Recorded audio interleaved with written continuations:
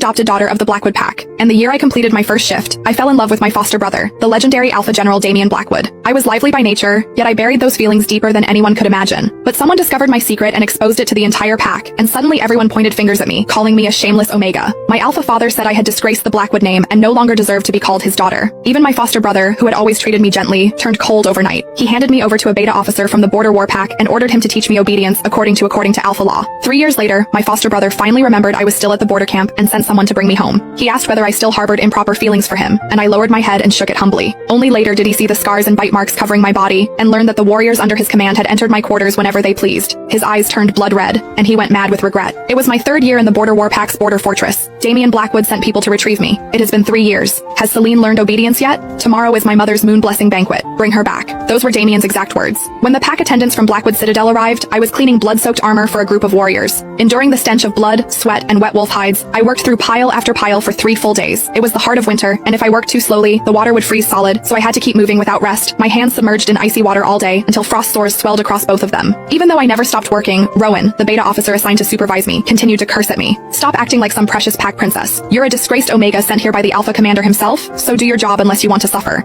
3 years ago, Damian had assigned Rowan to watch over me. He claimed the Alpha Commander had personally ordered him to be strict. Rowan rarely did any work himself, and many times when I was so exhausted I nearly collapsed. He simply sat nearby chewing dried meat while striking me with his whip. Trying to slack off again? Do you not care about your own skin? At first I was not afraid of Rowan, because I believed Damian was only angry for the moment and would eventually come for me once his temper cooled, so I refused to work. The whip in Rowan's hand came down without hesitation, tearing open my flesh. Everyone thought he had gone too far and worried that Alpha General Damian might one day hold them accountable, but Rowan only sneered without the slightest fear. The Alpha Commander made himself clear. If this woman dies, it will be because she refused to obey. No one will blame us. Day after day, I forced myself to work with every ounce of strength I had left simply to avoid further pain. So when someone came with news that Damian wanted me brought back to Blackwood Citadel, I assumed it was another cruel joke from the warriors. They had done it many times before. Like starving wolves, they would tear at my clothes while I cried myself hoarse and shouted threats at them. If my brother ever takes me home, every one of you will die for this. They laughed as though they had heard the funniest joke in the world. You still think you're the daughter of the Blackwood Pack? Wake up. Alpha General Damian abandoned you here years ago. You are nothing more than a discarded Omega now. They mocked me while tearing at my clothes, and their hands never stopped. Look at you. So many warriors have already used you. Why hasn't your precious Alpha come to take you home? I fell silent. Only tears continued to slide from the corners of my eyes. After they left, I wrapped my clothes tightly around myself and thought about dying more times than I could count. From that day on, I never called Damian my brother again, and I never spoke his name. Now, hearing it again felt strangely unfamiliar. Rowan was passing by with a piece of dried meat in his hand when he noticed I had stopped working, and he immediately raised his whip to strike me again. But the moment his eyes landed on the pack attendants from Blackwood Citadel, he froze. After learning why they had come, Rowan hurried forward and bowed respectfully. My lords, Celine is filthy from camp labor. Allow us to clean her up properly before sending her back with you.